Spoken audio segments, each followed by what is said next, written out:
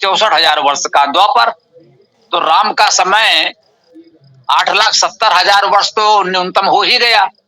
और उसके पश्चात कहा गया कि राम 24वें त्रेता में हुए थे और कृष्ण 28वें द्वापर में हुए थे, अर्थात 4 महायुग और बीच में चला गया। और ये 4 महायुग की अवधि जोड़ लेंगे तो एक महायुग 4,32,000 का 10 गुना होता है। अब 4 महायुग बीच में गए तो 40 गुना हो गया, 4,32,000 का 40 गुना, अर्थात कुल मिलाकर बात करोड़ों में पहुंच गई।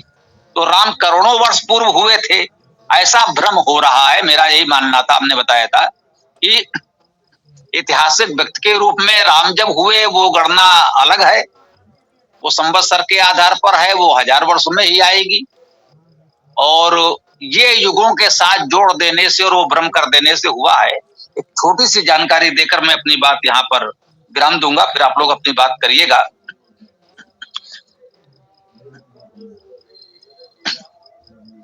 सामान्यतः जो युगों का वर्णन है, जो प्रारंभ हुआ वो एक युग 1200 वर्षों का माना गया। ये ऐतिहासिक घटनाक्रम के लिए उपयुक्त समय था, क्योंकि विद्वानों ने देखा होगा कि भाई लगभग 1200 वर्ष का विभाजन करके ठीक लगा। गौतम बुद्ध से पहले का जो मान लें कि वैवस्वत मनुष्य से गौतम बुद्ध तक 4800 वर्ष लगभग हो रहे थे। 1200 वर्ष के 4 विभाग कर दिए गए। पहले विभाग या सतयुग कह लें, अंत में हरिश्चंद्र हुए, 32-33 पीढ़ियां हुई और लगभग 1200 वर्ष का समय हुआ। उसके पश्चात फिर 1200 वर्ष का समय गया, फिर 32-33 पीढ़ियां हुई। वैवस्वत मन की 65वीं पीढ़ी में राम हो गए, फिर लगभग 1200 वर्ष गए, इतनी ही पीढ़ियां हुई। वैवस्वत मन की 98 पीढ़ी हो चुकी थी युधिष्ठिर के समय तक। और स्वाभाविक है कुल समय 12 का 3 गुना 3674 वर्ष हम लोगों ने गणना की थी। वैवस्वत मन से युधिष्ठिर तक कुल जो समय आया वो 3674 वर्ष आया। जब इतनी सटीक गणना हमारे पास उपलब्ध थी तो इतिहास के दृष्टि से तो ठीक था। अब ज्योतिषी बड़ी गणनाओं के लिए लोगों ने, जिसने भी ये कल्पना की, उसमें ये किया गया कि मनुष्य का 1 वर्ष अर्थात इस पृथ्वी का जो 1 वर्ष है वो उन्होंने कहा देवों का 1 दिन माना जाए और उसको 360 से गुणा कर देंगे तब उनका वर्ष बनेगा। अर्थात पृथ्वी के 360 वर्ष के बराबर एक देव वर्ष माना जाएगा। तो जब आप 360 को पृथ्वी, वो भी वर्षमान उन्होंने 360 माना है, ये भी विशेष बात है, वर्षमान 360 माना है। तो जब 1200 वर्षों को आप 360 से गुणा करेंगे तो 4,32,000 हो जाएगा। ये गणना करके देखिएगा, 1200 वर्ष का ही युग है, यह मानव युग या पृथ्वी का युग है। अब उसको उन्होंने उस गणना के लिए कहा भाई देव वर्ष 360 वर्षों का, ये 360 दिनों का जो हमारा वर्ष है उसको उनका 1 दिन माना जाएगा। एक उसको नाम दे दिया देव वर्ष। तो 1200 को 360 से गुणा किया तो 4,32,000 आ गया। तो एक बड़ी इकाई उनको मिल गई खगोली गणना आदि के लिए।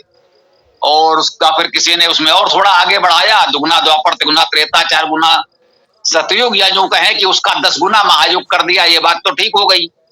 4,32,000 का एक युग माना उन्होंने, मतलब 1200 वर्ष को 360 से गुणा करके 4,32,000 हो गया। इसको 10 से गुणा कर दिया तो एक महायुग हो गया, 43,20,000 का महायुग हो गया।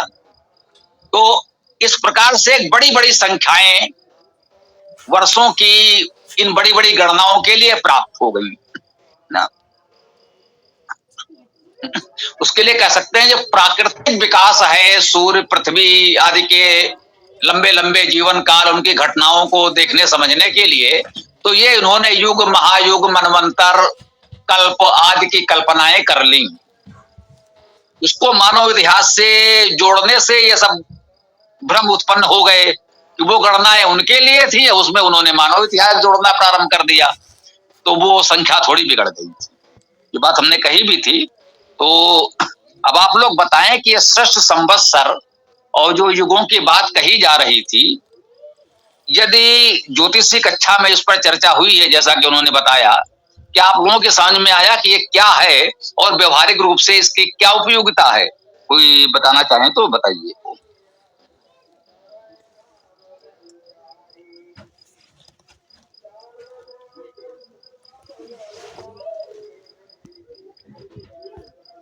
हाँ, प्रणाम गुरु जी। एक चीज और मैं कहना चाह रहा हूँ, पुराणों में लिखा हुआ है कि जामवंत मंत्री थे भगवान राम के युद्ध में, और कृष्ण भगवान की शादी हुई थी जामवंत की लड़की से, जामवंती से, और युद्ध भी हुआ था। उसी समय जामवंत मंत्री एक बूढ़ा था, और वो बूढ़े थे, और इधर उनकी कन्या अविवाहित थी, कृष्ण भगवान से शादी हुई थी। तो इसमें क्या है कि युगों का अंतर तो इसमें हो भी नहीं सकता है, कुछ वर्षों का हो सकता है।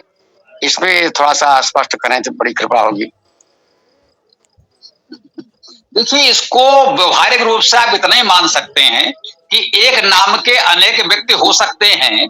जो सुग्रीव के सहयोगी मंत्री जामवंत थे, वो कृष्ण के समय तो नहीं हो सकते, ये तो असंभव है, इस पर तो कोई कल्पना भी नहीं की जा सकती। जैसा कि आपने कहा कि जामवंत मंत्री अति बूढ़ा सो कोई हो अब समरा रूढ़ा, वो उसी युद्ध में कुछ करने की स्थिति में नहीं थे, इतने बूढ़े थे। वो अधिक से अधिक लोगों को प्रेरणा दे सकते थे, हनुमान को प्रेरित कर सकते थे। का चुप साधे रहा बलवाना है, चलो उठो, तुम तो बड़े शक्तिशाली हो, कर सकते हो। वो दूसरों को प्रोत्साहित कर सकते थे, स्वयं कुछ करने की स्थिति में राम के समय ही नहीं थे। तो कृष्ण के समय तक उनका जीवित रहना और उनकी कन्या का विवाह योग्य होना, तो इसको यही माने कि एक नाम के अनेक लोग होते हैं। जिसे जिन्हें आज हम परशुराम कहते हैं, उनके पिता ने उनका नाम राम ही रखा था। हो सकता है दशरथ ने भी अपने पुत्र का नाम उन्हीं जमदग्नि पुत्र राम के नाम पर रखा हो, जो कि वो एक महान प्रसिद्ध व्यक्ति हो गए थे। तो स्वाभाविक है, लोग महापुरुषों के नाम पर अपने बच्चों के नाम रखते हैं। तो जगदम्ब के पुत्र का नाम भी राम ही था। अब दशरथ के पुत्र राम अधिक प्रसिद्ध हो गए, तो दोनों का अंतर करने के लिए उनको परशुराम कहा जाने लगा। इनको धनुषराम भी कहीं कहीं कहा गया, लेकिन ये राम के नाम से सुविख्यात हो गए, और उनको अलग करने के लिए परशुराम कहना पड़ा। परशुराम हम अब कह रहे हैं, उनके जीवन काल का, उनके जीवन काल के हजारों वर्षों तक परशुराम जैसा शब्द नहीं था। ये तो अब हमें कहना पड़ रहा है, जब आमने सामने दोनों कहीं कहीं दिखाने का प्रयास होता है। और कृष्ण के बड़े भाई थे, उनका भी नाम राम था। माता पिता ने उनका भी नाम राम रखा था। बलराम भी हम इसीलिए कहने लगे हैं। तो मैं देख रहा था, एक संस्कृत शब्दकोश की पुस्तक में लिखा हुआ था, राम शब्द के अर्थ में कि राम नाम के 3 प्रसिद्ध व्यक्ति, जमदग्नि पुत्र राम, दशरथ पुत्र राम और वसुदेव पुत्र राम, ये 3 राम नाम के व्यक्ति इतिहास में बहुत प्रसिद्ध हो गए। अब तीनों को अलग करने के लिए परशुराम और बलराम जैसे शब्द देने पड़े, क्योंकि दशरथ के पुत्र राम सर्वाधिक प्रसिद्ध हो गए, और राम नाम के अनेक लोग तो आज भी मिल जाएंगे, वो एक अलग विषय है। तो ये माने इतिहास में एक नाम के अनेक लोग होते हैं, इसीलिए विभिन्न समयों पर उस नाम के लोग मिल जाते हैं। तो वही मैंने कहा, कुछ लोग इसको उतनी सूक्ष्मता से अंतर नहीं कर पाते हैं, तो भ्रम हो जाता है। उन्होंने मान लिया कि वही वाले जामवंत कृष्ण के समय, तो स्वाभाविक है वो संभव नहीं है। वो चाहे जामवंत हो, हनुमान हो, परशुराम हो, कोई भी हो, तो वो व्यक्ति तो इतने समय तक जीवित नहीं रह सकता, ये बिल्कुल निश्चित मानते चलें।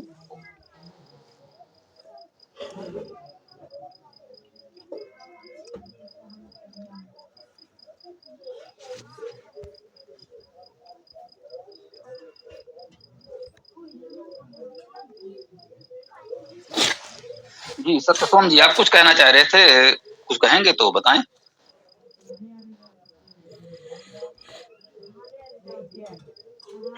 जी सादर नमस्ते गुरुवर जी। काल गणना तो अधिक अध्ययन का विषय है, चूंकि मैं इस विषय में अभी उतना खास अध्ययन किया नहीं है मैंने, तो आपने जो भी कहा वो मैंने कोशिश किया जानने का।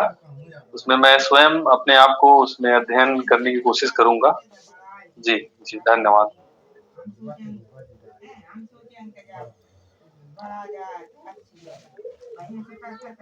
जी, कोई भी साथी कुछ भी कहना चाहें तो अपनी बात रख सकते हैं। आज का इसीलिए मंत्र व्याख्या भी नहीं रखी गई कि समय मिल जाए चर्चा के लिए। बात यही थी। गुरु जी, ये वैवस्वत बोलिए। ध्वनि जो हम लोग संकल्प करते हैं, संकल्प पाठ करते हैं जल लेकर के हाथ में, अब उसको क्या किया जाए, कौन सा क्या माना जाए?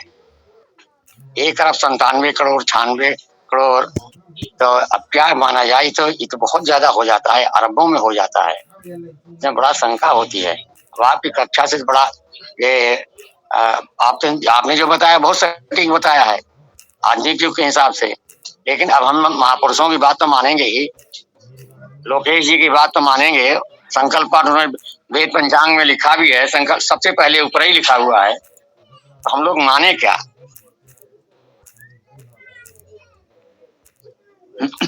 देखिए, जो आपका विवेक कहे वो माने।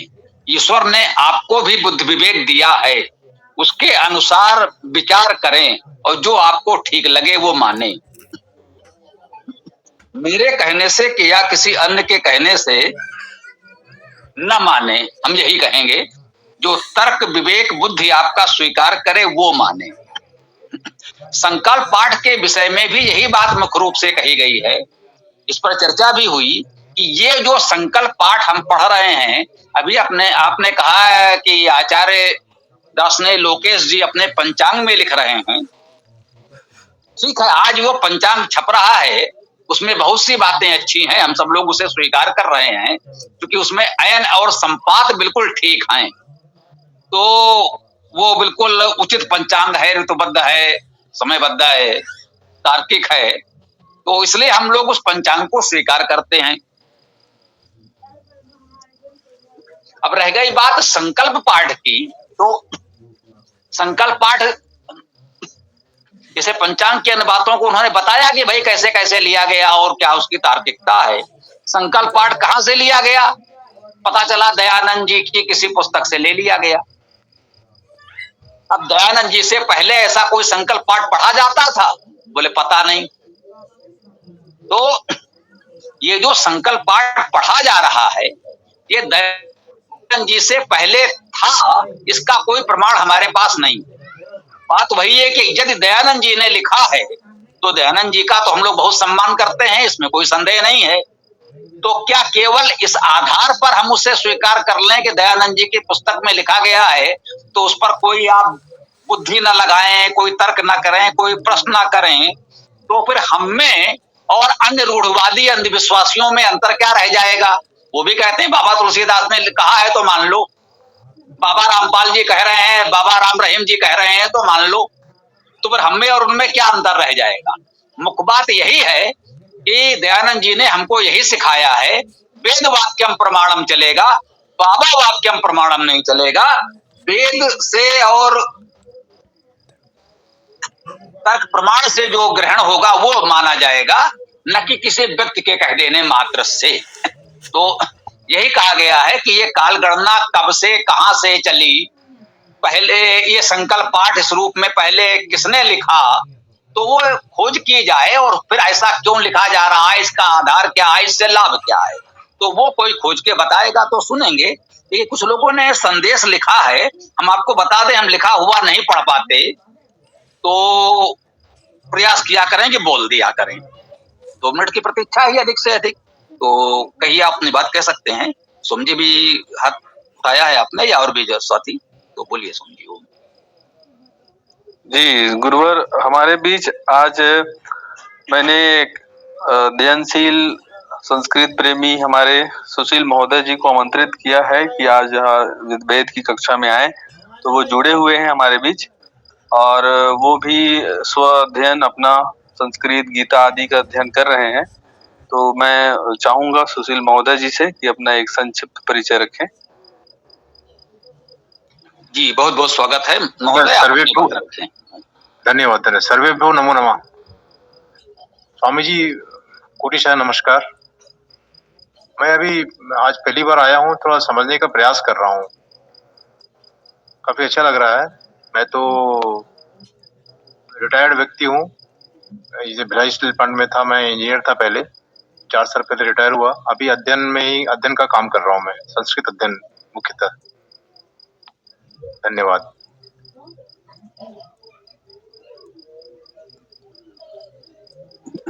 ये हम लोग 2 वर्षों से अधिक हो गया वेद गोष्ठी, वेद कक्षा के रूप में जुड़ते हैं और वेद मंत्र व्याख्या और इस प्रकार सनातन धर्म पर प्रश्नोत्तर चर्चा करते हैं। तो यदि इसमें आपका कोई विशेष विषय रुचि हो, कोई विशेष जानकारी देना चाहें तो स्वागत है। बात जानकारी की है, किसी भी विषय मुझे नहीं पता, अभी आपने परिचय में ऐसा कुछ नहीं बताया कि हम लोगों के इस वैदिक संस्कृत के संबंध में यदि आपका कोई विशेष क्षेत्र हो जिस पर आपने कार्य किया है तो हम जानना चाहेंगे। नहीं, इस क्षेत्र में अभी कुछ कार्य नहीं किया मैंने, वेदों का अध्ययन नहीं किया। पहले तो मैं इसलिए पहले संस्कृत सीखना चाह रहा था, मैं संस्कृत सीख लूं उसके बाद शुरू करूं। अभी मैंने रामायण और वाल्मीकि रामायण और गीता का अध्ययन कर रहा हूं, तो वेद जानने की इच्छा हुई तो इसलिए इस ग्रुप में भी जुड़ा, मेरे को बोला गया था, जुड़ा मैं।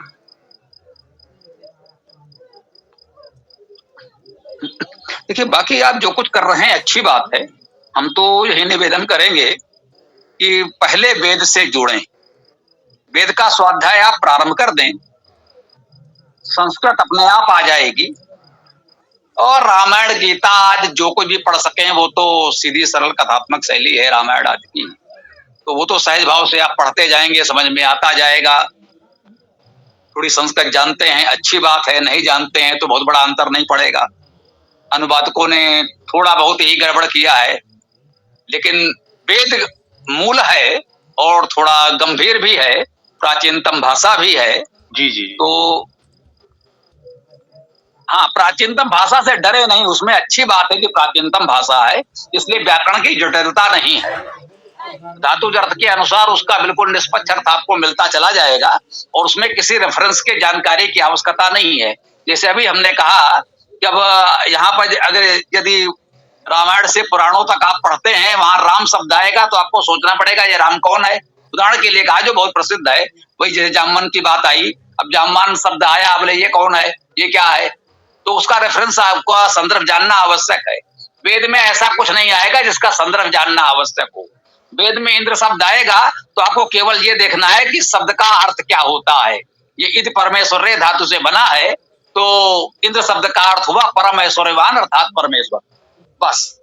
उसमें ये जानने की कोई आवश्यकता नहीं है क्योंकि वेद में कोई व्यक्ति नहीं है, कोई व्यक्तिवाचक संज्ञा है ही नहीं। तो वेद को पढ़ना इस दृष्टि से बहुत सरल है कि उसमें कोई संदर्भ जानने की आवश्यकता नहीं है कि भाई आपको पहले ये पता होना चाहिए तब तो आप इसे समझ पाओगे। आपके समक्ष शब्द होता है और शब्द में उपसर्ग और धातु देखकर उसका अर्थ समझ सकते हैं और उस अर्थ के अनुसार आप बिल्कुल वेद को सरलता से समझ सकते हैं।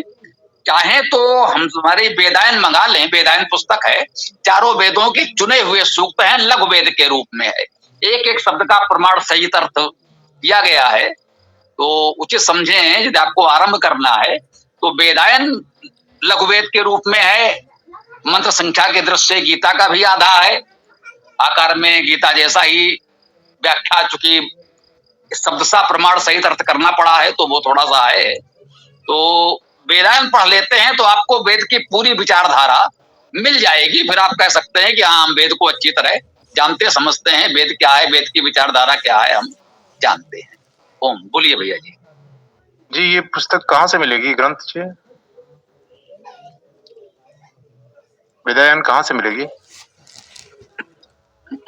वेदायन ये हमें लोगों के पास मिल जाएगी। गौरव जी ये विशेष रूप से देखते हैं, जो समझिए हमको, गौरव जी को, सीताराम जी को, आप किसी को बस अपना नाम व्हाट्सएप कर दीजिए, फिर से सारी जानकारी हम लोग स्वतः भेज देंगे। यदि हमारा नंबर आपको मिल जाए, गौरव जी का या सीताराम जी का नंबर मिल जाए, या जिस लिंक से आप जुड़े हैं उसमें भी संभवतः हमारे वेद वेदायन गोष्ठी, ये जो वेद वेदांग गोष्ठी का लिंक है उसमें आप जुड़ जाएं और वहां से कर दें तो भी बात आपकी हो जाएगी। बस एक बार हमसे व्हाट्सएप संपर्क हो जाए फिर सारा सामग्री वार्ता आदान प्रदान होने लगेगा, ठीक हो जाएगा। धन्यवाद। सोम जी बोलिए। धन्यवाद जी, मेरे पास वेदायन पहुंच गई है और मैं उनको बता दूंगा, आप लोग का नंबर भी दे दूंगा मैं महोदय जी को।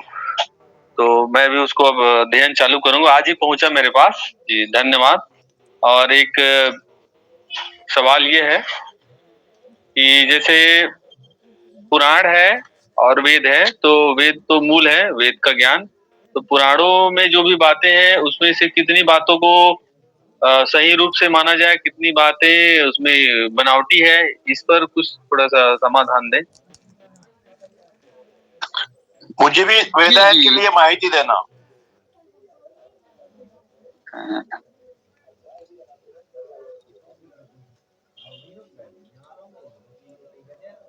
जी आप कुछ कह रहे थे तो मेरी आवाज स्पष्ट हुई स्वामी जी? जी जी आपकी बात हो गई, तो हम आपको बता रहे हैं जी। पुराणों के संदर्भ में दो बातें हमें समझनी होंगी बहुत स्पष्ट, कि जैसे यदि हम धर्म की विचारधारा सिद्धांत को जानना चाहे, यदि हम कहें कि सनातन धर्म की मूल मान्यताएं क्या हैं, ये बात सनातन धर्म का अंग है या नहीं है, सनातन धर्म की ये मान्यता हमें माननी है नहीं माननी है, तो जब सनातन धर्म के मूल स्वरूप सिद्धांत की बात होगी तो वेद और केवल वेद प्रमाण होगा। ठीक, जैसे अभी हमने कहा कि वेद में कोई भी व्यक्तिवाचक शब्द है ही नहीं, तो जब व्यक्तिवाचक शब्द है ही नहीं तो इतिहास भूगोल आप कहां से जानेंगे, वो तो वेद में मिलेगा नहीं, वेद में तो कोई व्यक्ति है ही नहीं। तो जब हमें इतिहास जानना होगा तो फिर हमारे पास पुराणों का कोई विकल्प नहीं है।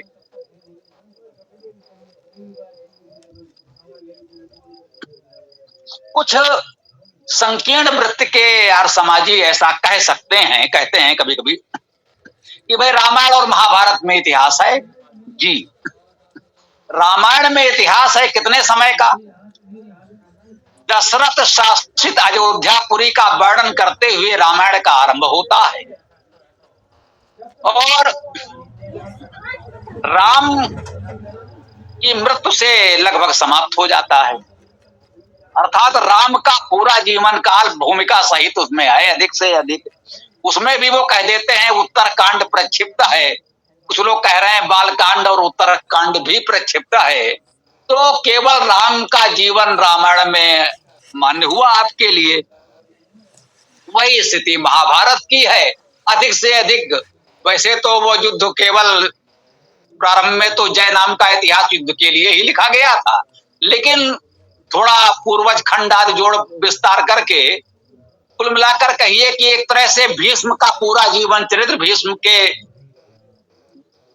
बालकाल से लेकर के और भीष्म की मृत्यु तक का इतिहास महाभारत में है। यद्यपि उसके नायक पांडव युधिष्ठिर हैं, लेकिन कालखंड की दृष्टि से पूरा का पूरा वो भीष्म का जीवन चरित्र उसमें है। युधिष्ठिर के थोड़ा पूर्व से पूर्वज खंड से लेकर के और युधिष्ठिर के भी वानप्रस्थ लेने या हिमालय में मृत्यु को प्राप्त होने तक जो भी कह लीजिए, तो तब तक का वर्णन महाभारत में है। तो इतने से पूरी बात इतिहास की तो नहीं हो जाती।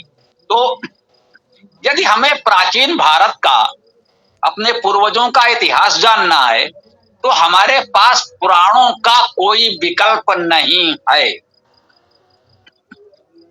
कह सकते हैं कि जो कुछ थोड़ा बहुत मैं अध्ययन कर पाया हूं, मेरा विचार यही बना है कि महाभारत एक इतिहास ग्रंथ के रूप में लिखा गया, फिर परीक्षित और जन्मेजय ने वो महाभारत सुनाने वाले आचार्यों से कहा कि भाई हम अपने पूर्वजों का और इतिहास भी जानना चाहते हैं, क्या आपको जानकारी है, आप बताएंगे?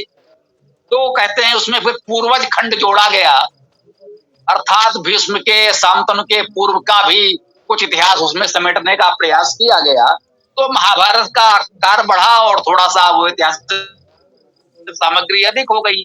उसी की प्रेरणा से आगे चलकर समय समय पर अनेक पुराणों का संकलन किया गया, इसमें प्राचीन और पुराण की रचना संकलन के समय का वर्तमान काल तक का इतिहास उसमें जोड़ने का प्रयास किया जाता रहा। इस प्रकार से प्रयास यह किया गया कि पुराण को इतिहास भूगोल का एक संपूर्ण ग्रंथ बना दिया जाए। यह बहुत अच्छा प्रयास था और यह अच्छी तरह चला भी कुछ समय तक। तो बहुत से पुराण तो इस दृष्टि से बहुत उत्तम है, इसमें कोई संदेह नहीं है। अब वो एक दो शब्द, एक दो श्लोक लेकर यहाँ वहां विवाद मत करिएगा, वो तो फिर वाल्मीकि रामायण में भी मिल जाएंगे, महाभारत में भी मिल जाएंगे, और जाने कहाँ कहाँ, वो तो फिर एक अलग विषय हो जाएगा।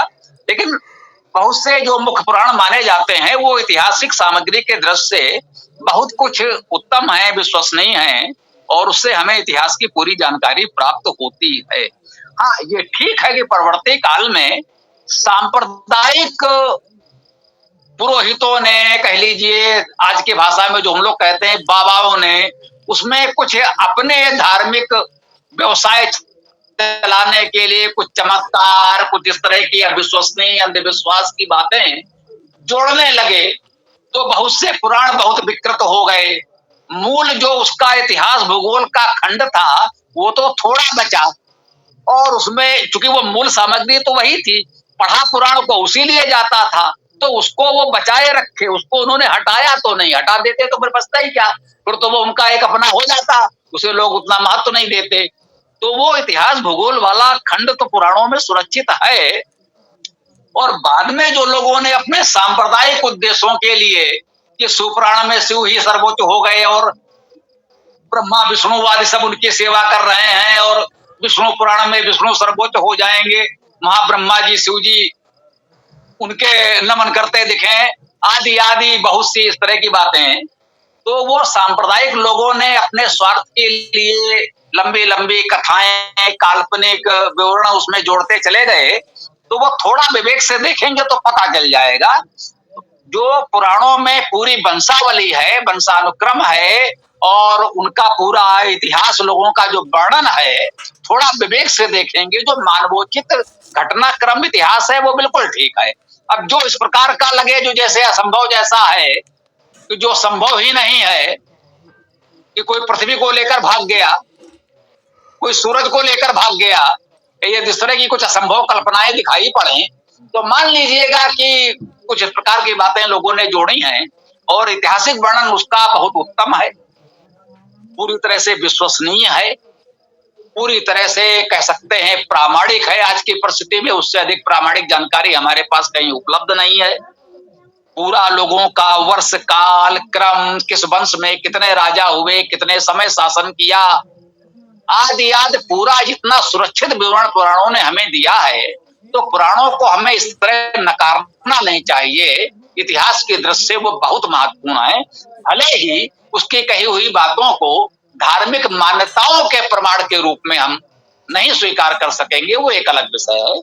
तो वेद धर्म का प्रमाण है और इतिहास का प्रमाण पुराण ही है, इस रूप में यदि हम माने। हाँ, थोड़ा विवेक से पुराण को पढ़ना पड़ेगा, क्योंकि मिलावट हुई है, तो उस मिलावट को छानने के लिए आपको अपने सूक्ष्म दृष्टि की छन्नी लगानी पड़ेगी। जो असंभव अतिरंजित लगे उसको थोड़ा छानते जाइए, और बाकी आपके लिए बहुत उपयोगी मिलेगा। ओम। ईश्वरादर धन्यवाद स्वामी जी।